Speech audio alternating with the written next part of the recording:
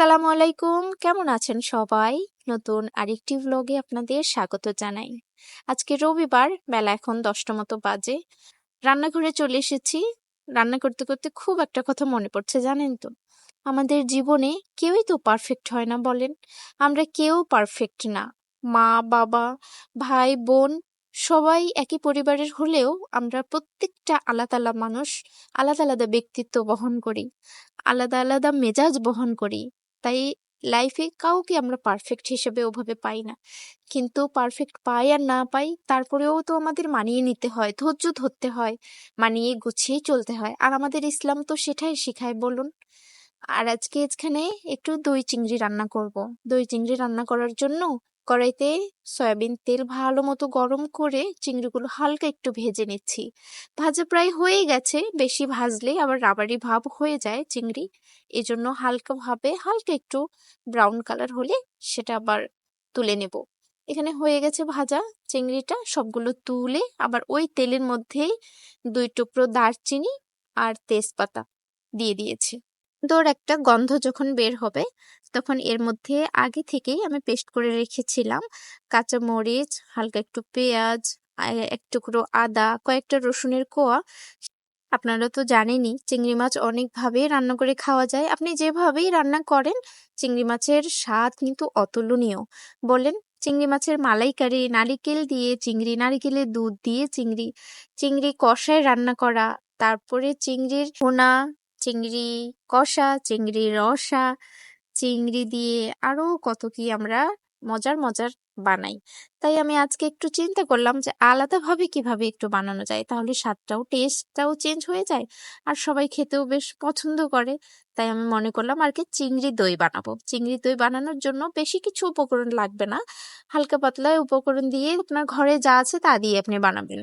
এখানে পেঁয়াজটা হালকা ভাজা হয়ে গেছে, মশলাটা, তাই আমি এখানে অল্প একটু লবণ আর 2-3টা কাঁচামরিচের ফালি দিয়ে দিলাম। মশলাটা বেশি কষানোও লাগবে না, মশলা থেকে গন্ধটা চলে গেলেই হালকা একটু ব্রাউন কালার আসলেই তারপরেই আপনি এখানে দইটা দিয়ে দিতে পারবেন। একটু কালারটা কেমন লাগছিল তাই আমি অল্প একটু হলুদ মিশিয়ে দিলাম। আর দইটা আমি আগে থেকে ফেটে রেখেছিলাম, তাই ওই দইটাই আবার দিয়ে দিচ্ছি। এখানে 1 চামচ দই দেওয়াতে আমার মনে হচ্ছে যে দইটা মনে হয় একটু কম হয়ে গেছে। দাঁড়ান, আর 2-1 চামচ দিয়ে দিই। দই দিয়ে রান্না করব, দইয়ের যদি ফ্লেভার, দইয়ের টকটাই যদি না আসে, তাহলে তো আবার চিংড়ি দই মনে হবে না, বলেন। চিংড়ি দই খেতে যদি চিংড়ি দইয়ের মতোই না লাগে, তাহলে কি আর হলো, বলুন।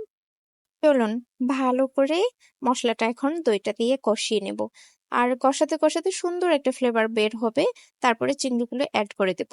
আর যদি ভালো করে না কষাই, তাহলে ওই যে পরে কাঁচা মরিচগুলো দিলাম বা এই যে দইটা দিলাম, দইতে হালকা একটু চিনি দিয়ে দিলাম, তাহলে স্বাদটা কি হবে জানেন তো, একটু ব্যালেন্স হয়ে যাবে। দইয়ের টক আর মিষ্টি, তারপরে কাঁচা মরিচের ঝাল বা এমনিতেই যে গুঁড়ো মরিচের ঝাল, হালকা একটু পরিমাণ চিনি দিলে স্বাদটা একটু কেমন যেন বেশ সুন্দর হয়, ব্যালেন্স হয়ে যায় আর কি। এখন সুন্দর মতো কষিয়ে তারপরে চিংড়িগুলো দিয়ে দিব। দইটা ফেটে রাখার পরেও দেখছেন একটু দইটা ছাকড়া ছাকড়া হয়ে আছে, আর একটু মনে হয় ফেটানো লাগতো। যাই হোক, এখানে একটু কষাতে কষাতে যদি মেল্ট হয়ে যায়, তাহলে তো খুবই ভালো। আমার মনে হচ্ছে হয়ে যাবে। কালারটা কিন্তু দারুণ বেরিয়েছে, আর গন্ধটাও খুব সুস্বাদু বেরিয়েছে, জানেন তো। গন্ধটা শুকেই মনে হচ্ছে পুরো ঘর মোমো করছে। এখানে প্রায় হয়ে গেছে, অল্প একটু পানি দিয়ে নিয়ে নিয়েছিলাম, সেটা অফ ক্যামেরায়। এখন মশলাটা কষানোর পরে আমি চিংড়িগুলো দিয়ে দিলাম এখানে। ওই যে চিংড়িগুলো ভেজে রেখেছিলাম সেগুলোই, এই চিংড়িগুলো দিয়ে আর কিছুক্ষণ একটু কষাবো। কষাই যদি এখানে কেউ অনেকে ঝোল বানাতে চায়, তাহলে ঝোলও বানাতে পারবে। আবার যদি কেউ চায় যে এভাবে কষিয়ে নামিয়ে নিব, সেটাও খুব মন্দ হবে না। টেস্ট কিন্তু তার অক্ষুণ্ণই রেখে যাবে, দারুণ হয় খেতে, বলুন। এই দই চিংড়ির রান্নাটা আমি শিখেছিলাম আমার দাদির কাছে। আমাদের বাড়ির পাশেই ছোট্ট একটা নদী আছে, ছোট্ট মানে কিছুটা ছোট আর কি। সেখানে আগে প্রচুর পরিমাণে মাছ হতো, ছোট বড় দেশি মাছ সব। চিংড়ি মাছগুলো হতো ওই দেশি নদী চিংড়ি মাছ দিয়ে। আমার দাদি বাসার গরুর দুধ দিয়ে দই বানাতো, সেই দই দিয়ে রান্না করতো।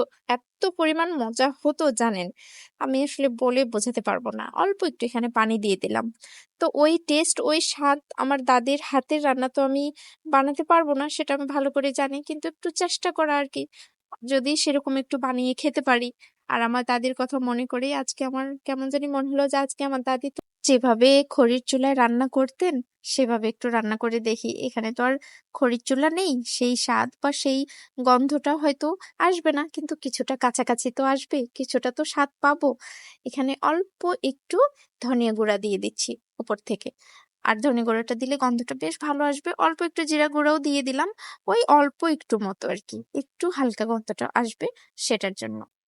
মশলাগুলো দিয়ে আর একটু ভালো মতো ফুটুক, পানিটাও একটু ভালো মতো ফুটুক, তাহলে মশলাগুলোও তরকারিটার সাথে ভালো মতো মিশে যাবে আর গন্ধটাও বেশ ভালো আসবে।